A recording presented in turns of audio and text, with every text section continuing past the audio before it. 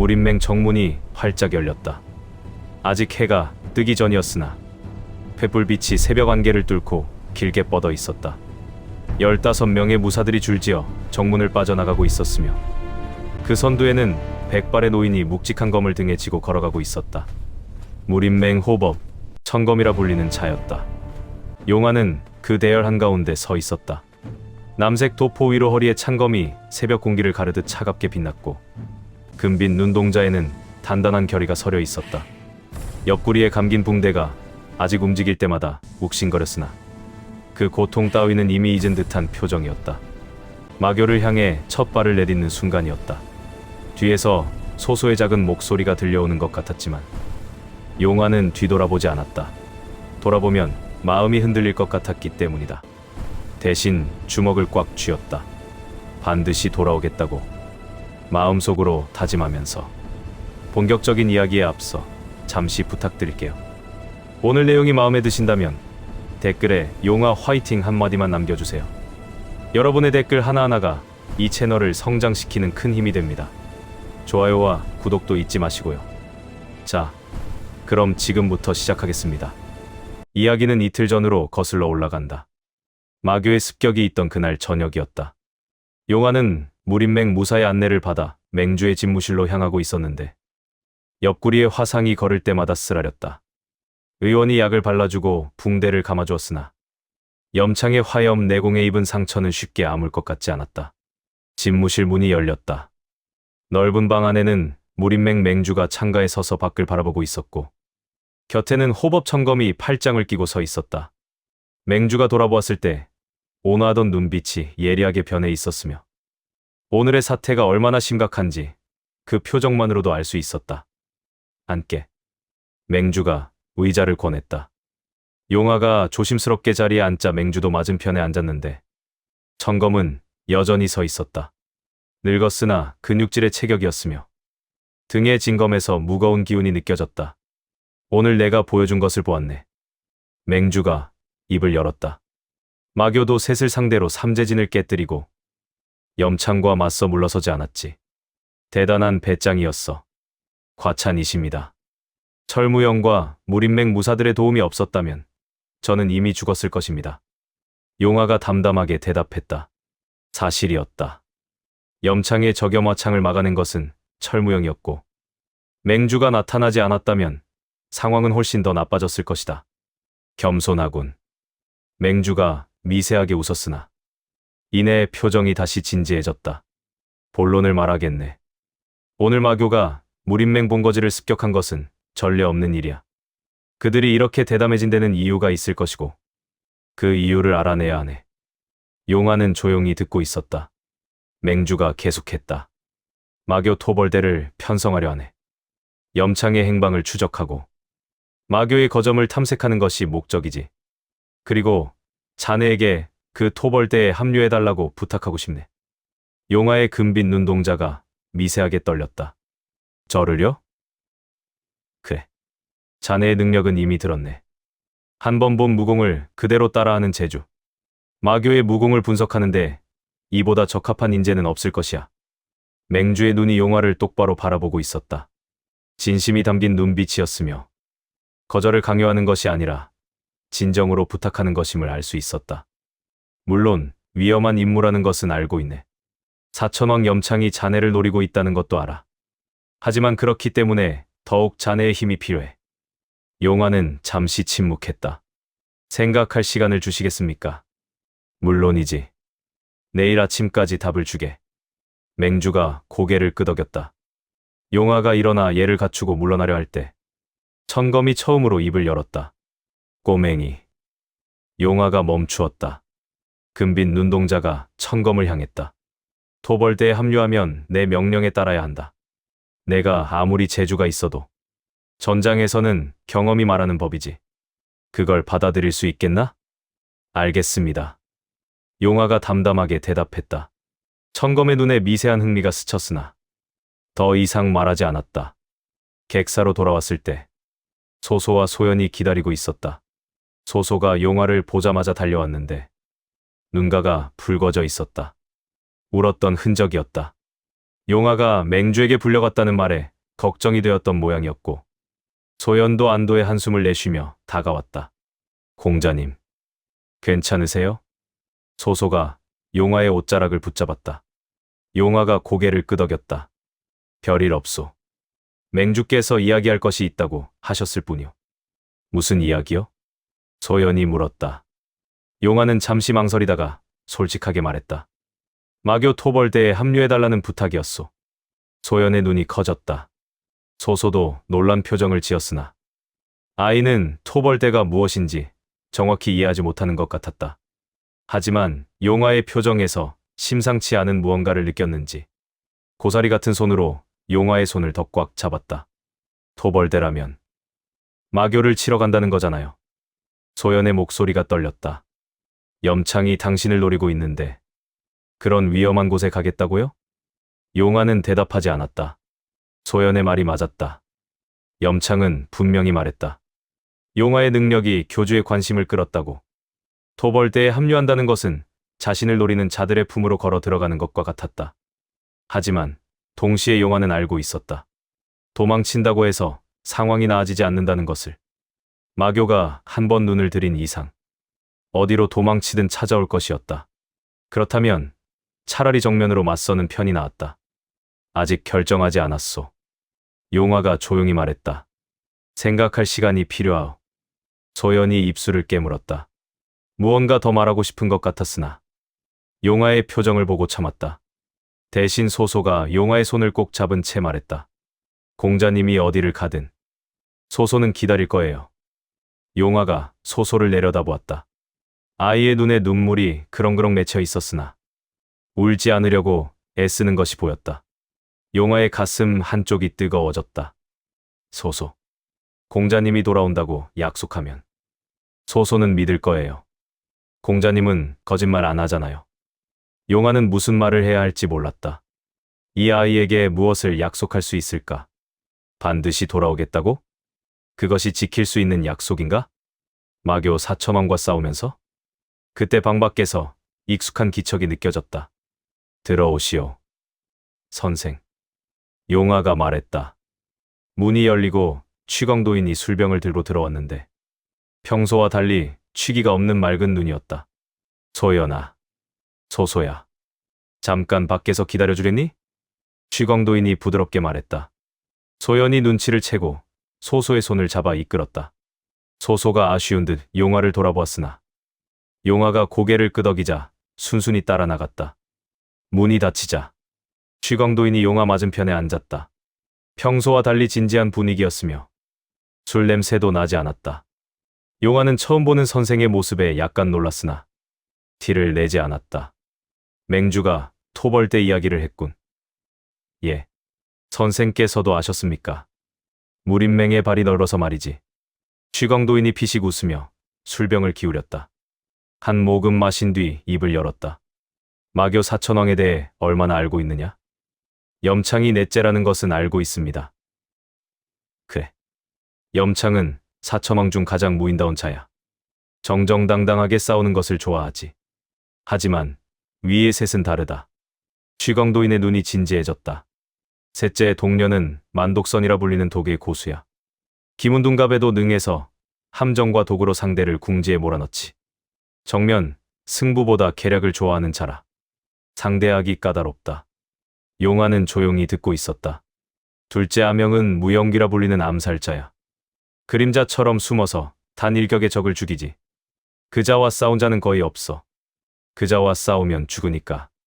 취광도인의 목소리가 낮아졌다. 그리고 첫째 뇌와 철뇌신이라 불리는 자로. 번개를 다루는 뇌전공의 전승자야. 사천왕 중 가장 강하며 순수한 무력만으로도 압도적이지. 뇌전공이요?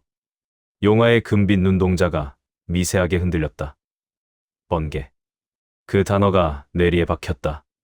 왜인지 모르게 익숙한 느낌이 들었으나 그 이유를 알 수 없었다. 마치 오래전에 잊어버린 무언가가 떠오르려는 것 같기도 했고 본능적으로 반응하는 것 같기도 했다. 뇌전공이라. 번개를 다루는 무공. 용화는 속으로 되뇌었다. 용족인 자신이 왜 이 단어에 반응하는지 모르겠으나 언젠가 그 이유를 알게 될 것 같은 예감이 들었다. 염창은 시작에 불과하다. 용화야. 위에 동년, 아명, 뇌황이 있어. 그리고 그 위에 흑염교주가 있지. 취광도인이 술병을 내려놓았다. 내가 토벌대에 합류한다면 언젠가 그들과 맞닥뜨리게 될 거야. 그것을 알고도 가겠느냐? 용화는 잠시 침묵했다. 창밖으로 어둠이 내려앉은 무림맹의 풍경이 보였다. 곳곳에 횃불이 밝혀져 있었고 순찰하는 무사들의 그림자가 움직이고 있었다. 선생. 용화가 입을 열었다. 도망치면 끝이 납니까? 취광도인이 용화를 바라보았다. 마교가 저를 노리고 있다면 제가 어디로 가든 찾아올 것입니다. 그렇다면 차라리 먼저 움직이는 편이 낫지 않겠습니까? 어린애 같은 생각이군. 취광도인이 피식 웃었다. 하지만 그 웃음에는 비웃음이 없었다. 하지만 틀린 말은 아니지. 맞서지 않으면 영원히 쫓기는 신세가 되는 법이야. 취광도인이 일어섰다. 내가 내 결정을 막을 생각은 없다. 내 인생은 내가 선택하는 것이니까. 다만 한 가지만 기억해라. 용화가 고개를 들었다. 살아서 돌아와라. 죽으면 아무것도 없어. 취광도인이 문을 열고 나갔다. 용화는 한동안 그 자리에 앉아 있었다. 창밖의 달빛이 방 안으로 스며들었고 금빛 눈동자가 그 빛을 받아 희미하게 빛났다. 살아서 돌아와라. 선생의 마지막 말이 귓가에 맴돌았다. 죽으면 아무것도 없다. 간단하고 명료한 말이었으나 그 안에 담긴 무게가 느껴졌다. 취광도인도 젊은 시절에는 수많은 싸움을 겪었을 터였다. 죽음의 문턱까지 갔다가 돌아온 적도 있었을 것이다. 용화는 천천히 눈을 감았다. 마음속에서 천칭이 움직이는 것 같았다. 한쪽에는 위험이, 다른 쪽에는 책임이 놓여 있었다. 도망치면 편할 것이다. 하지만 그것이 올바른 선택인가? 소소를 지키겠다고 다짐하지 않았던가? 마교가 자신을 노리는 한 소소도 위험에 노출될 것이었다. 그렇다면 답은 하나밖에 없었다. 다음 날 아침이 밝았다. 용화는 해가 뜨기 전에 일어나 마당에 나와 있었다. 새벽 공기가 차가웠으나 머리를 맑게 해주는 것 같았다. 밤새 생각했으나 결론은 이미 정해져 있었다. 처음부터 알고 있었던 것인지도 몰랐다. 공자님. 소소의 목소리가 들렸다. 돌아보니 소소가 졸린 눈을 비비며 서 있었다. 아이가 이렇게 일찍 일어난 것은 처음이었다. 왜 일어났소? 공자님이 가버릴 것 같아서요. 소소가 작은 목소리로 말했다. 용화는 잠시 그 아이를 바라보다가 무릎을 꿇고 눈높이를 맞추었다. 소소. 네. 공자님. 나는 토벌대에 합류할 것이오. 소소의 눈이 커졌다. 하지만 울지 않았다. 어제 밤새 울어서 눈물이 다 말라버린 것인지도 몰랐다. 하지만 반드시 돌아오겠소. 약속하오. 용화가 소소의 머리를 쓰다듬었다. 소소가 고개를 끄덕였는데 그 작은 턱이 떨리고 있었다. 기다리고 있을게요. 공자님. 꼭이요. 소소가 용화의 손을 꼭 잡았다. 용화는 그 작은 손의 온기를 느꼈다. 지켜야 할 것이 있었다. 그것이 자신을 강하게 만들어줄 것이었다. 그때 마당으로 누군가 들어왔다. 철무영이었다. 검은 무복 차림이 단정했으며 허리에 찬검이 아침 햇살을 받아 빛나고 있었다. 결정했소? 철무영이 물었다. 용화가 고개를 끄덕였다. 가겠소. 철무영의 입꼬리가 미세하게 올라갔다. 나도 토벌대에 합류했소. 용화의 눈이 커졌다. 그대가? 맹주께서 부대장을 맡아달라고 하셨소. 거절할 이유가 없었지. 철무영이 용화 앞에 섰다. 어제 염창에게 당한 것이 분하오. 다음에 만나면 내 손으로 쓰러뜨리겠소. 용화는 철무영의 눈을 바라보았다. 그 눈에는 추지가 타오르고 있었다. 라이벌에서 동지가 되는 순간이었다. 함께 가겠소. 용화가 손을 내밀었다. 철무영이 그 손을 잡았다. 굳은 악수였으며 말없이 통하는 것이 있었다. 소연 언니는요? 소소가 물었다. 철무영이 대답했다. 화산파에서 복귀 명령이 내려왔다고 들었소. 토벌대에는 합류하지 못할 것이오. 소연의 실망한 표정이 눈에 선했으나 어쩔 수 없는 일이었다. 화산파 제자는 문파의 명령을 따라야 했다. 그럼 소소는요? 아이가 불안한 눈으로 용화를 올려다보았다. 소소는 무림맹에 남아 있을 것이오. 취광 선생이 돌봐주실 것이니 걱정하지 마시오. 용화가 소소의 머리를 쓰다듬었다. 소소가 고개를 끄덕였으나 눈가에 눈물이 맺혀 있었다. 그날 오후 맹주의 집무실에서 토벌대 편성회의가 열렸다. 집무실 안에는 15명의 무사들이 모여 있었다. 용화도 그 중 하나였으며 철무영이 그 옆에 서 있었다. 방 안의 기운이 묵직했는데 하나같이 정예들이었다. 모두 모였군. 맹주가 입을 열었다. 이번 토벌대의 목적은 두 가지야. 첫째, 도주한 염창의 행방을 추적한다. 둘째, 마교의 거점을 탐색하고 정보를 수집한다. 맹주의 시선이 천검에게로 향했다. 토벌대장은 호법 천검이 맡는다.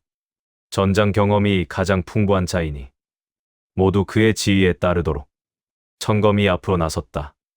백발이었으나 기세는 젊은 무사 못지않았으며 등의 진검에서 무거운 기운이 흘러나오고 있었다. 알겠다. 맹주. 천검이 고개를 숙인 뒤 돌아서서 토벌대원들을 둘러보았다. 나는 무림맹 호법 천검이다. 30년 전부터 마교와 싸워왔으며 사천왕중들과 맞서 살아남은 적이 있다. 내 명령에 따르면 살아서 돌아갈 수 있을 것이고 따르지 않으면 죽을 것이다. 간단하지. 천검의 눈이 날카롭게 빛났다. 그 눈빛 하나로 방 안의 공기가 무거워지는 것 같았다. 부대장은 소림속가 제자 철무영이 맡는다. 철무영이 앞으로 나와 예를 갖추었다. 철무영이요. 부족하지만 최선을 다하겠소. 천검이 고개를 끄덕였다. 그리고 특별 임무로 취광도인의 제자 용화가 합류한다. 무공 분석과 정찰을 담당할 것이다. 용화가 앞으로 나섰다. 주위의 시선이 느껴졌다. 대회에서 보여준 실력 때문인지 아니면 염창이 노리는 자라는 소문 때문인지 호기심과 경계가 섞인 눈빛들이었다. 용화라 하오. 부족한 점이 많으나 배가 되지 않도록 노력하겠소.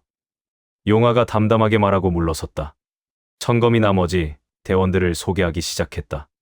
소림사에서 2명, 무당파에서 2명, 화산파에서 2명이 왔다. 각 문파의 정예들이었다. 소림의 두 승려는 단단한 근육질이었으며 무당의 도사들은 검을 차고 있었다. 화산파 제자들 중 한 명이 소연과 비슷한 연배의 여자 무인이었는데 날카로운 눈매가 인상적이었다. 개방에서 2명, 점창파에서 2명, 사천당가에서 1명이 왔다. 개방의 거지들은 허름한 옷차림이었으나 눈빛이 예리했으며 점창파 검객들은 긴 검을 차고 있었다.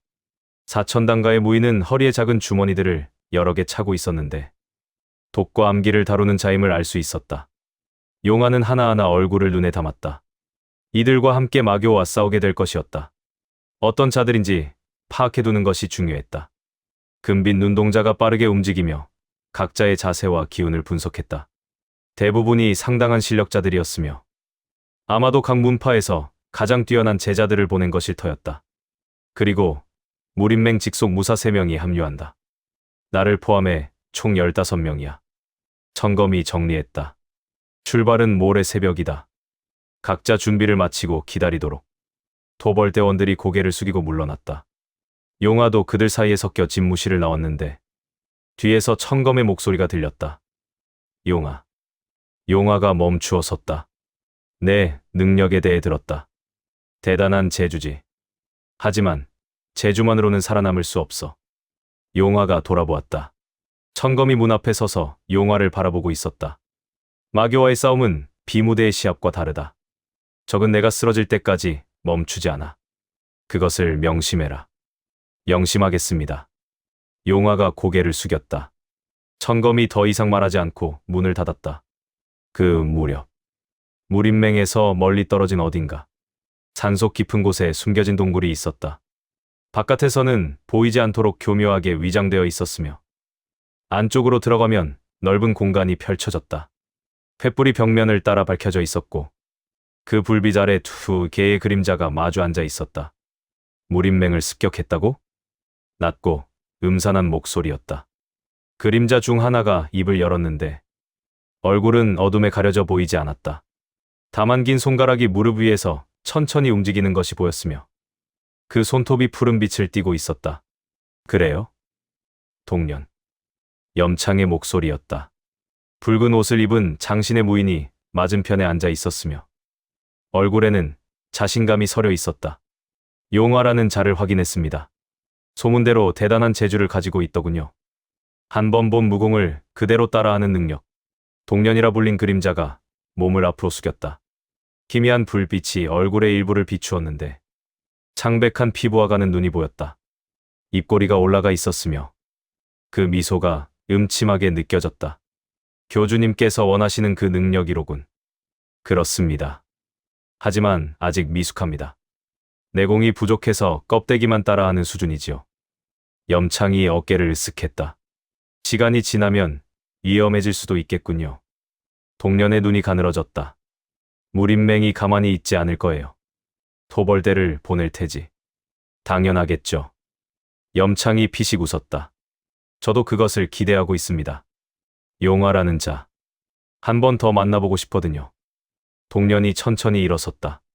그림자가 움직이자 벽에 비친 형체가 길게 늘어났는데 마치 뱀이 스르륵 기어가는 것 같았다. 무림맹 토벌대. 흥미롭군요. 동년의 목소리가 동굴 안에 울렸다. 그들이 우리를 찾으러 온다면 우리도 환영해 주어야겠어요. 특별한 방법으로. 동년의 웃음소리가 낮게 퍼졌다. 그 웃음에는 음험함이 서려 있었으며 무언가를 꾸미고 있다는 것을 알 수 있었다. 염창이 창을 어깨에 걸치며 말했다. 마음대로 하세요. 동년. 하지만 용화라는 자는 제가 상대하겠습니다. 호. 욕심이 많군요. 염창. 동년이 손을 흔들었다. 그 손가락에서 희미한 보랏빛 기운이 피어올랐다가 사라졌다. 좋아요. 용화는 당신에게 맡기지요. 하지만 나머지는 제가 처리하겠어요. 무림맹의 정예들이 어떤 맛인지 직접 확인해보고 싶거든요. 동년의 그림자가 동굴 깊숙이 사라졌다. 염창만이 남아 창끝을 바라보았다. 붉은 불빛이 창날에 반사되어 춤추고 있었다. 용화. 염창이 중얼거렸다. 다음에 만나면. 그때는 끝장을 보자. 염창의 눈에 불꽃이 타오르는 것 같았다. 동굴 바깥에서 바람 소리가 울렸다. 마치 거대한 짐승이 울부짖는 것 같은 소리였으며 그 소리에 횃불이 흔들리며 벽에 비친 그림자들이 춤을 추었다. 어둠이 더욱 깊어지는 밤이었고 마교의 움직임도 본격적으로 시작되려 하고 있었다. 무림맹 토벌대가 오기를 기다리는 동안 동년은 이미 수십 가지 함정을 구상하고 있을 터였다. 마교 사천왕 셋째 만독선. 그녀의 독은 맛보는 순간 끝이라는 소문이 있었으며 그 함정에 빠진 자들은 자신이 어떻게 죽는지도 모른 채 쓰러져 갔다고 전해진다. 토벌대의 앞길에 어떤 위험이 도사리고 있는지 아직 아무도 알지 못했다. 그리고 이틀이 지났다. 출진 당일 새벽이었다. 아직 동이 트기 전이었으나 무림맹 정문 앞에는 토벌대 15명이 모여 있었다. 각자 검과 도, 창과 봉을 들고 있었으며 표정은 하나같이 비장했다. 용화는 대열 중간에 서 있었다.